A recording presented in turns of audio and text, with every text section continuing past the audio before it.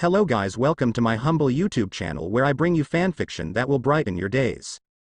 Before we start, a subscribe is greatly appreciated, and don't forget to leave a like and ring the bell icon so you won't miss exciting new fanfiction stories. Alright, let us begin on this new fanfiction story, Tensura, of Bonds and Demon Lords by Ryagful. Chapter 5. Charybdis. In the midst of the many new buildings in Tempest, by far the most popular were the public hot baths. They were Rimuru's pride, a luxury he had pushed hard for ever since he first became the leader of the hobgoblin village. Even as a slime, dipping in the warm waters was extremely refreshing, a sentiment shared by pretty much everyone who visited them. After a long day of work, nothing beat soaking in its warm waters. Speaking of hard work, there was plenty of it still going on in the ever more bustling city that had grown out of their modest initial huts. Rimuru himself had plenty of things to keep him occupied, though most were out of necessities, and the issues never seemed to stop coming for more than a few moments. For example, just a few weeks ago, shortly after the visit of the Beetaman, his goblin riders brought in a group of humans they had found in the forests, battling against a number of high-level magical beasts. Among them were Aren, Gildo and Kabul, the three adventurers that accompanies Shizu, the woman Rimuru's human appearance was based on. With them was Fuse, the leader of the Free Association in Bloomend, a small kingdom neighboring the Great Forest, who had apparently been dispatched by its government to investigate the rumors of the supposed monster nation that arose overnight. The man seemed reasonable enough, though he was a bit of a worrywart in Rimuru's opinion. In any case, they got along quite well and he was easy to convince that their nation posed no harm. He even agreed to use his contacts to spread the word about the friendly nation of monsters to as many people as possible. The free vacation he spent for a few weeks in the city certainly seemed to help. More importantly, however, was the larger group, an ad hoc militia of rogues, petty thieves and other assorted petty offenders forced to join in on the defense against the increased monster incursions in the kingdom of Falmouth, a large and prosperous nation bordering the forest in the west. They were led by Yam, a crude but good man that genuinely cared about this group of bandits turned guards that had been forced by the kingdom into an unenviable position, either face jail time or the monsters. He had helped Cabal's group and by extension had attracted the attention of Rimuru, who came up with the crazy idea of turning him into a champion, the figure who people would believe defeated the Orc Lord. He wanted it to be a hero, but according to Milim that was decidedly not a good idea. Heroes in this world was a serious thing that only those chosen by the system could call themselves. Calling oneself a hero willy-nilly was a sure way to invite disaster on oneself. So he settled on champion. Somehow, after a little deliberation, Yam accepted. Rimuru suspected he quickly regretted that, as he was put through the ringer of Hakuro's hellish training. In a few short weeks, he and his group were turned from rogues into damn near proper warriors, then given high-grade weapons and armor and sent back into Farmus to spread the word of the champion, who defeated the Orc Lord. And possibly spread word of the helpful, friendly town of monsters located deep in the forest that assisted generously. Thus was born Rimuru's long-term plan to bridge the divide between humans and monsters. It was tiring work, with everyone working hard. Even Milim made herself helpful, mostly by assisting Cabal's group in hunting down the rampaging magic monsters in the forest. Child's play for her, really, but once the influx of travelers he expected to see once his plan kicked into motion, it would make all the difference. Speaking of Milim, he had gotten to know her quite a bit better over the last few weeks. At first he tried to get closer from his perspective. She already considered them close to coax as much info as possible of what she knew of the demon lords. However, he found she was, in fact, smarter than she let out because she was not falling for it. She would just smile and change the subject every time he tried to approach it, so after a while, he just gave up, though he began to appreciate her more than just an idiot. During his failed coaxing, he dragged her, or rather allowed her to follow him all over the town and made sure she was never far from something fun. Even when he gave up on prying info, he continued to do so. The way she smiled and her eyes sparked at even mundane things that were new to her, he found himself unable to say no. Indeed, he found himself unable to deny many of her selfish requests, though he did try to moderate it. For her part, Milim seemed to tone said requests down a bit over the following weeks. Maybe it was because she had other things to do now, such as helping Cabal's party in monster hunting, but there she was, being almost considerate. She had snuck her way into the everyday life of Tempest, and no one seemed to be complaining anymore, not even him. He began to notice little things about her too. For once, she was smart, but just could not be bothered most of the time and just did whatever came along. Maybe she lived for so long, even thinking became a chore to her, was what he though. She hated vegetables, and not necessary in a kitty, their gross kind of way, as she liked them just the same when they were cooked. Just the sight of them raw however turned his face into one of the best triggered poker face he had ever seen. There were other small things here and there, but the most jarring happened the night before when, after a day of restless fun, she just sort of fell asleep sitting on a bench. As a gentleman, gentle slime, he was obliged to take her to a proper bed, so he picked her up in a piggyback ride and headed for her room. Along the way she woke up and still half asleep began talking. "Is this country that important to you, Rimuru?" she asked slowly. "What's this I hear?" "It's because it's the country I built. It and everyone in it are important to me," he answered honestly. "Aren't you scared? Important things. Are fragile. Aren't you scared of losing them?" "I am scared. But I can't let that hold me down." "Me too.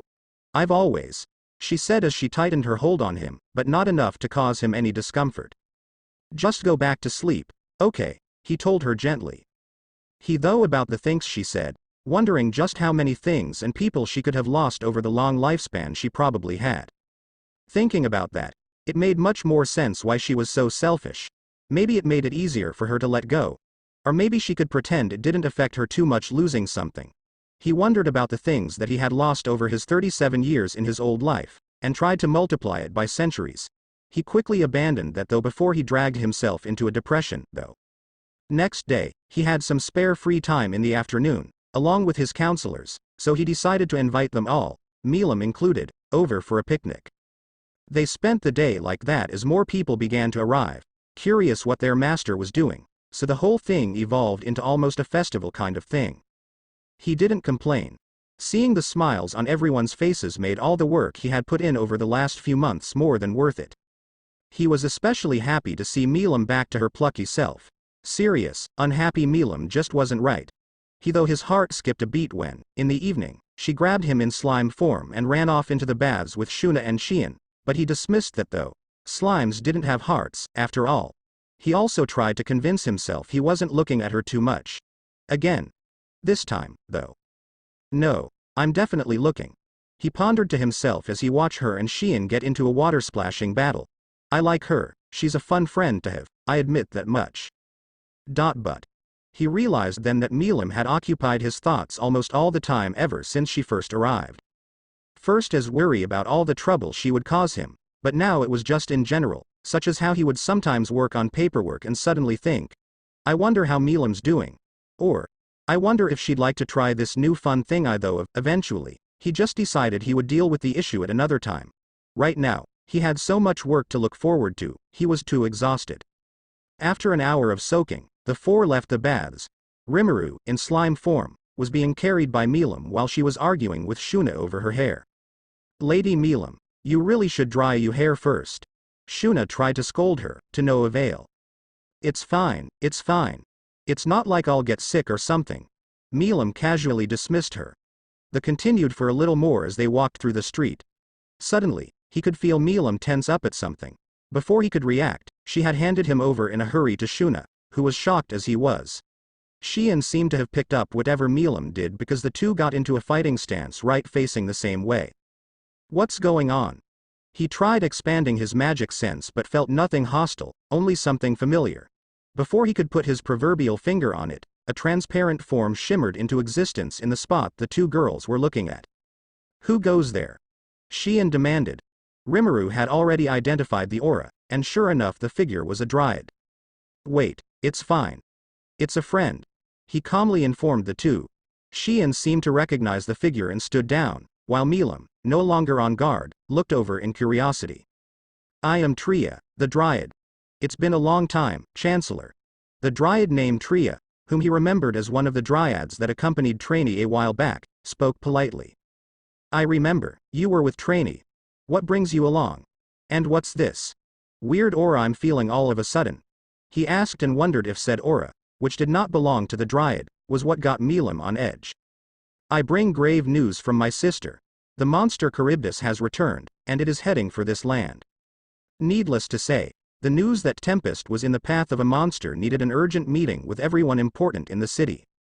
He sent out a communication to all of his counselors, Vesta and Gabiru, and even Fuse to meet up in the central hall. Thankfully, he didn't make a fool out of himself by asking, "What the heck is Charybdis?" as Great Sage helpfully informed him. Charybdis, the ruler of the skies, was a calamity-class monster with no intelligence or will of its own, quite literally just a flying calamity that destroyed indiscriminately. It also had a number of monsters called megalodons that appeared with it whenever it was on the move. Worst thing was that it couldn't be killed. As a spiritual life form, its physical body was just a collection of magicules, and as long as its core remained intact it would continuously resurrect itself, though it would require a vessel to do so, like a corpse. Centuries prior, however, a hero managed to defeat and put its core in a seal. "I can't imagine the hero's seal would be undone with no reason," Hakuro said in his usual calm tone. "Perhaps it was undone on purpose?" "My sister said as much," Tria said from where she was sitting down, resting. "Right now, she and my other sisters are doing their best to keep it at bay, but they will not last. It will eventually move on, and we are in its path. I estimate 4 days, at most, before it arrives." The meeting continued for a few more minutes as they decided what to do. The main part they all agreed to was to evacuate the city so that at least the citizens would survive. The rest, however, they had little idea. Given Charybdis' implied strength in the stories, it was safe to assume all the assembled forces of Tempest had few if any chances of taking it in direct combat. Vesta was dispatched to inform King Gazel in the hope that he would honor their treaty and send help, but aside from him Rimuru could not hope for much. Seriously, just when things were settling down too. My luck is just rotten, isn't it? He complained to himself. Trying to search his brain for a solution was pointless. Even Great Sage only advised him to not engage Charybdis, much like it did with Milim. Wahahahaha, aren't y'all forgetting someone? The person in question billowed. A pink aura enveloped her and in a flash she was back to wearing her usual, skimpy outfit. She proudly held a grin on her face and struck a pose. "Just leave it to me. I'll deal with this beast in a flash. Wait. Of course, I can let Milim handle it. Why didn't I think of that? Why didn't you think of that, Great Sage?" Rimuru screamed internally. Report. The question, "Can individual Milim Nava handle Charybdis?" was not posed, the sage informed him in a monotone. As useful as it was, Great Sage was not omniscient. If the wrong question was asked, it could not provide the right answer. He wanted to complain more, but decided to celebrate the newfound solution instead. "You would. Oh man, I could kiss her for. Wait. Where the hell did that came from?" He furiously stopped, wondering what he was thinking, but was distracted by the demon lord laughing even harder. "Of course. That dumb fish is no match for me. I can fly over right now, take it out, and be home in time for dinner," she proclaimed as if it was the most obvious thing in the world. Rimuru didn't remember when was the last time he smiled so broadly. "I will make you the greatest feast you ever had if you do this for me." He wanted to tell her, previous thoughts already forgotten. However, Shuna and Xian had other plans. "We can't allow that, Lady Milim," Xian told her. What? Milim and Rimuru screamed in unison, though Rimuru wisely did so only in his head. "Hey, what are you on about?" He wanted to say but was interrupted by Shuna. "That's right, this town is our responsibility. We can't take advantage of our friendship to have you solve all out problems." "No, we totally can. She's the one who suggested it." He continued his internal tirade at them. "What is wrong with you people? Only when we are completely at a loss and out of options, only then we will ask for your help," Shuna informed. Dot and Milim, though disappointingly looking, backed down, pouting with a weak, "Fine," then looked at him with pleading eyes that just begged him to say something. "I'm done. I'm dead. It looks like I need to put up an act too, huh?" He took a deep breath, then with the most sincere smile he could muster and told her, "That's right, Milim. Have some faith in me." He felt like if he was in a human body, this act would be utterly failed as he would be trembling like a leaf. Good thing he was in his slime form. He thought he saw a flash of some emotion in Milim's eyes he didn't saw before, but it was quickly gone. "I do have faith in you," she said genuinely, but he could barely make it out. Then she sat in a corner, sulking. I feel like crying too, Milim. Looking over at the sulking demon lord, he got an idea, however. But there is something you can help me with. Before he could even finish the sentence, Milim was already up, all traces of disappointment gone. What is it? I'll do anything. Just say the word. She excitedly claimed as she got so right up in his face. Well, I was thinking I need to get as strong as I can in just 4 days, so, would you mind sparring with me? Spar with you? She asked with a curious glance. Yeah, see, I need experience on how to fight against much stronger opponents, so sparring with you would be the perfect chance.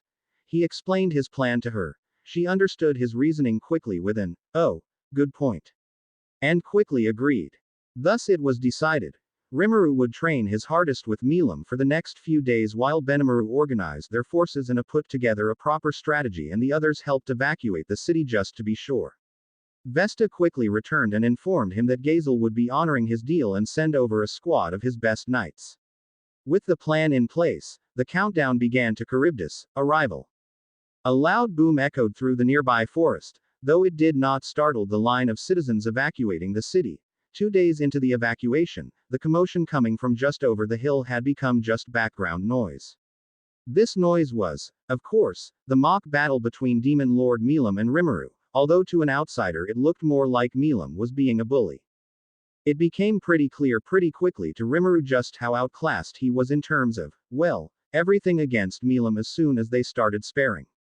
Even when holding back to what the great sage was claiming to be just 3 times of his own estimated power, her combat prowess was just off the charts. She was faster, stronger, and pretty much impossible to outsmart as far as battle went. He was sure she wasn't using her dragon eyes to tell what he was gonna do, but even so she was never once caught off guard by his tactics, no matter what he did. He wondered if she had just been in so many fights, she had simply seen all the tricks in the book and could instantly tell what would be coming. Even though she was wearing power nullifying gauntlets, her punches could still topple large trees in one hit and crack a 5-meter wide boulder into pieces. And she wasn't shy about directing those at him, mock battle or not. He couldn't complain, as he was the one who said not to treat him with kid gloves, but still. One hit and he would fall unconscious, he was sure of it.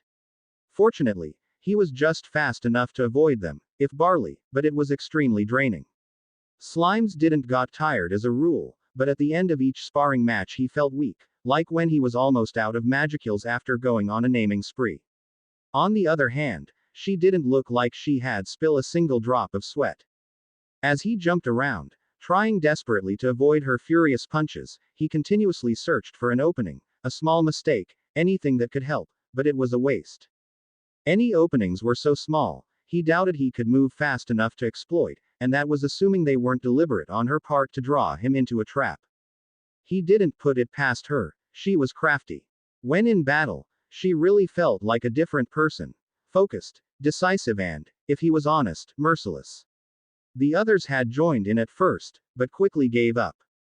Benimaru, Shion and Soe had already tasted what she could do once and didn't need much from the second round to leave. They even had Hakuro try his luck. He failed, but Milim seemed genuinely impressed, which must have touched the old ogre because he bowed in honest appreciation. This is a true demon lord. Rimuru though, as he watched Hakuro leave, someone who was just leagues above in power than even those who would otherwise be considered at the top. No wonder she's selfish. I doubt anyone in 1,000 years was ever stupid enough to say no to her requests. Dose that make me the ultimate idiot. He didn't want to know. In any case, today's session ended like all the others. Him totally defeated, she not looking a hair out of place. Good grief. Time out. I can't take much more, he said as he tried to not simply melt into a puddle. But I can still go. You'll never get better if you don't push harder, you know. She said with a pout. No, I can't get better if I die of exhaustion. He wanted to tell her but decided against it.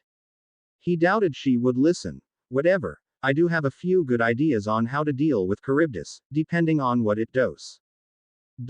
Single quote. Tria had helpfully filled him in on Charybdis' known powers. By far the most dangerous one was its magic interference, which caused magic in its general vicinity to be extremely unreliable.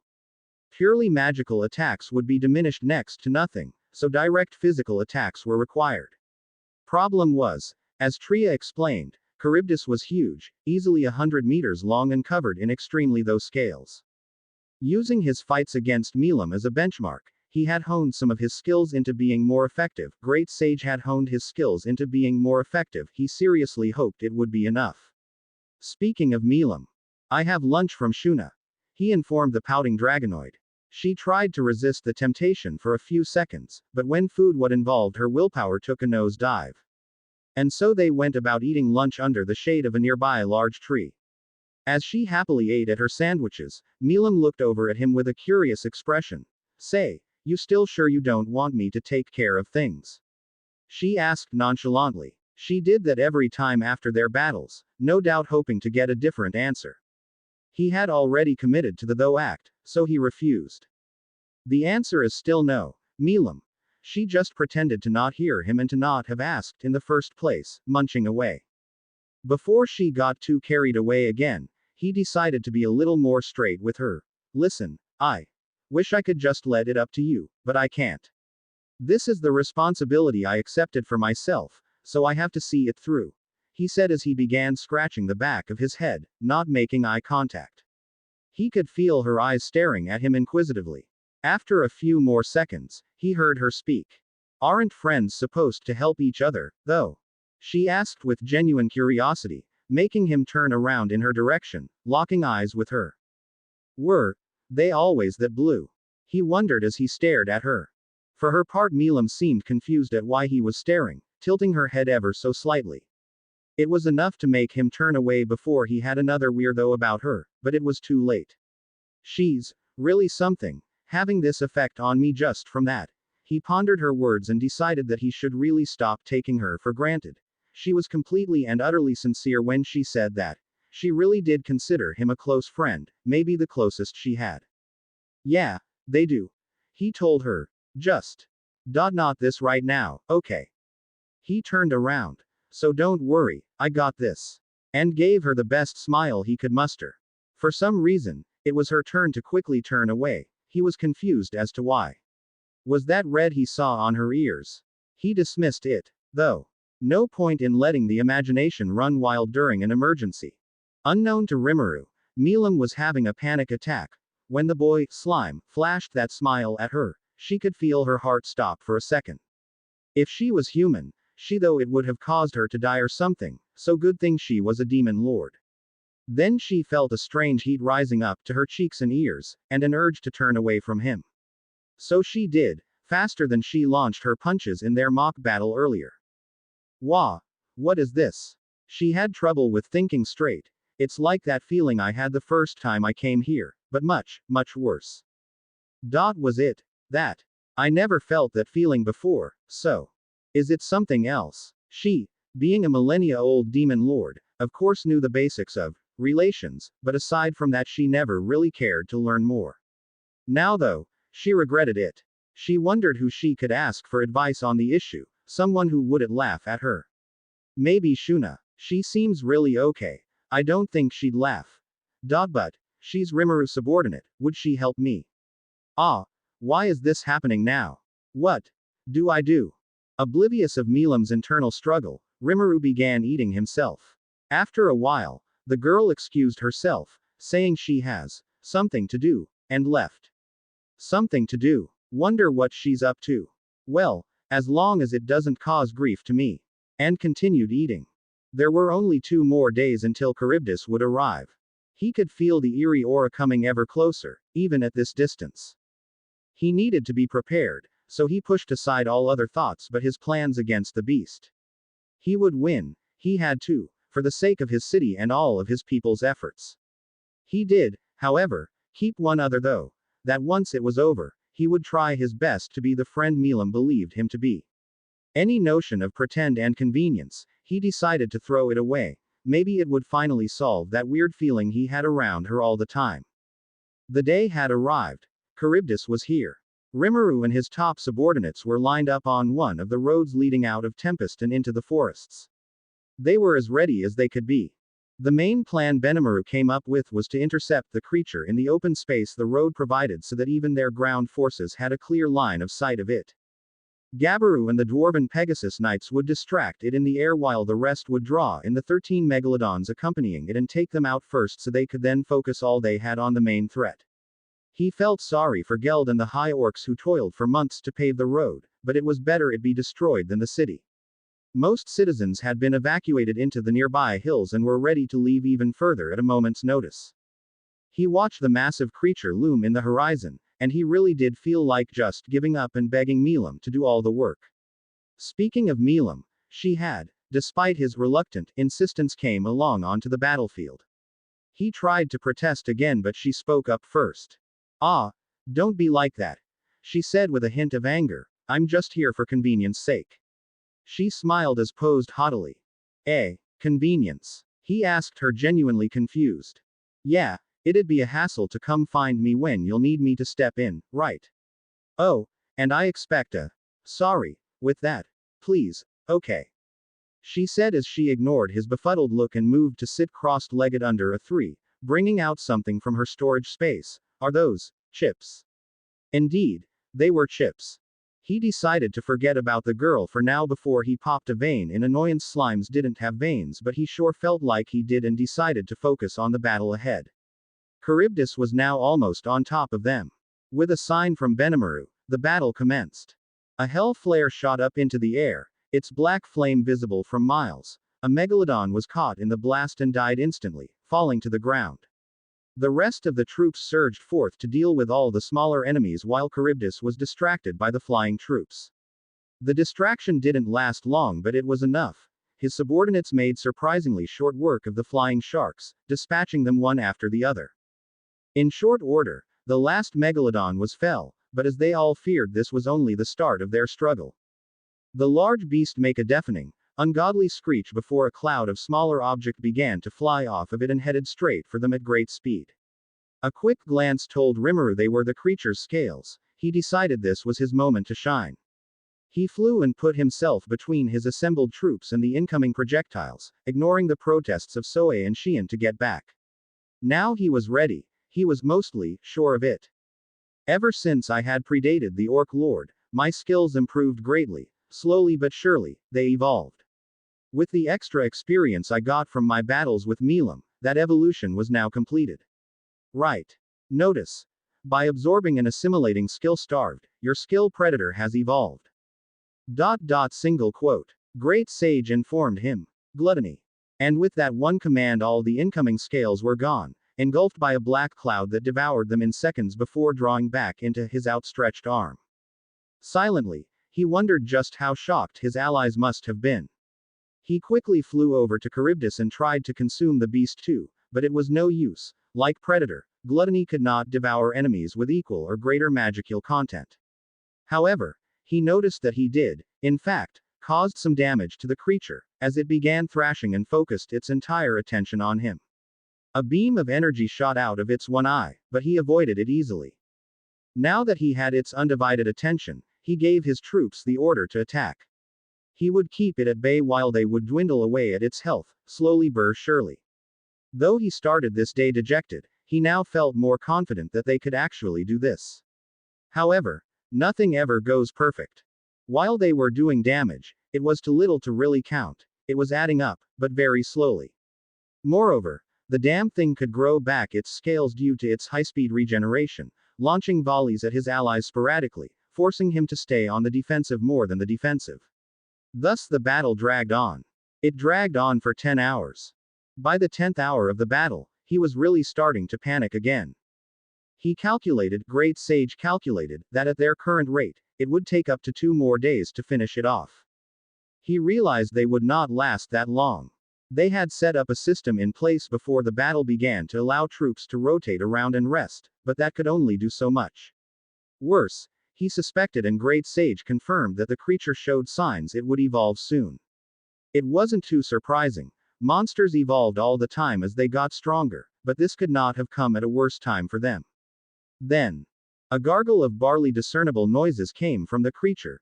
How dare you? Am I? Lim, is what it sounded to Rimuru. What? Did that thing just speak? Confirmed. Its exact words were, "How dare you, Milim?" Great Sage helpfully confirmed, but he was still confused. How was this thing talking? What the hell did Milim had to do with it? Was my gut instinct to let her deal with this right in the first place? Damn you, Shuna and Xian. He wanted to shout at the two ogres, possibly scold them, but for now decided to go and see what Milim had to say. She was sleeping. She was sound asleep under the same tree he left her under, looking completely unperturbed by their massive battle nearby. He was partially annoyed at her for that, but also could hardly blame her. She offered her help, free of charge, and they completely cut her off. He decided against shaking her awake violently and tried to do so gently. Milim. Hey, Milim, wake up. The sleeping girl suddenly jolted awake, looking confused at where she was before she remembered. Ah, no, I wasn't sleeping. She immediately protested. I was, cheering you on. With my eyes closed. Yeah. Rimuru was not buying it, but he though better to just get to the issue. Yeah, listen. The big tuna seems to have busyness with you, not me. Hearing that, Milim stood up quickly and glanced over at Charybdis. Ah, really? A moment later, her eyes seemed to glow, a sign he learned meant she was using her dragon eye ability. Oh, that guy is inside Charybdis, she reported. That guy? Rimuru asked. Ah, that beast guy who came to Tempest, Fabio or whatever. She tried to explain. Rimuru racked his brain to think. Fabio? He realized, he's inside that thing? Yeah. By the looks of it he's being used as its core. Milim helpfully explained to him. So does that mean Charybdis was following his desires? To get revenge on Milim for getting his ass beat. What a pain. He looked over the creature, then over at an eager-looking Milim. Ah, she's rearing to go. Well, I ain't standing in her way 1 second longer. Okay, it's your turn. Just let me get everyone out of the way. All right, I'll get it distracted. And flew off at high speed. Sure enough, Charybdis was on her tail, everyone else forgotten. Attention everyone, this is Rimuru. For your own safety, please retreat away from Charybdis. We're gonna try something, and you don't wanna be near it. His telepathic message rang through the minds of everyone assembled. As quick as they could, they began a hasty retreat and were clear within a few minutes. Evacuation completed. Milim, he said as he quickly flew over at her side whence he put some distance between hers or LF and the monster. You can go ahead and do whatever, however. I was wondering if you could do something for me. What is it? Would you be able to destroy Charybdis but spare Fabio? I'd rather not have the hassle of having a demon lord's underling's death to deal with. Hey, easily. I don't know why worry so much, but since you asked I'll do it. Now sit back and see how much restraint I can show. Restraint. I have a bad feeling about that, he thought as he watched she turn to face the great sky monster head on. What is she going to do? Charybdis unleashed another wave of projectiles in the air, all of them headed for Milim. He quickly flew backwards to avoid them, but she didn't even flinch, just smirked and outstretched one hand, palm forward. At that simple action, every single projectile simply stopped dead in the air, their inertia completely killed off.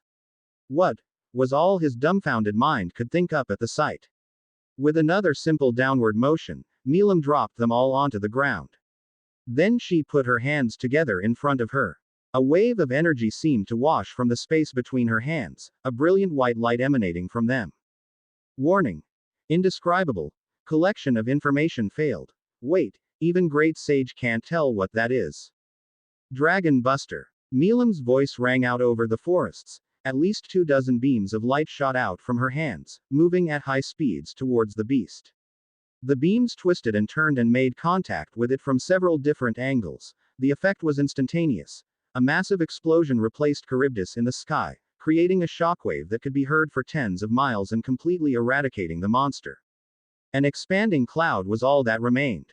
What about any of that was restrained? He wanted to shout, equally parts awed and terrified at the ridiculous display of power.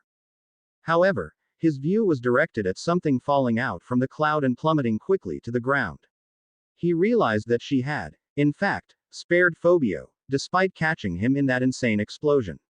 How she did that, he had no clue, nor did Great Sage.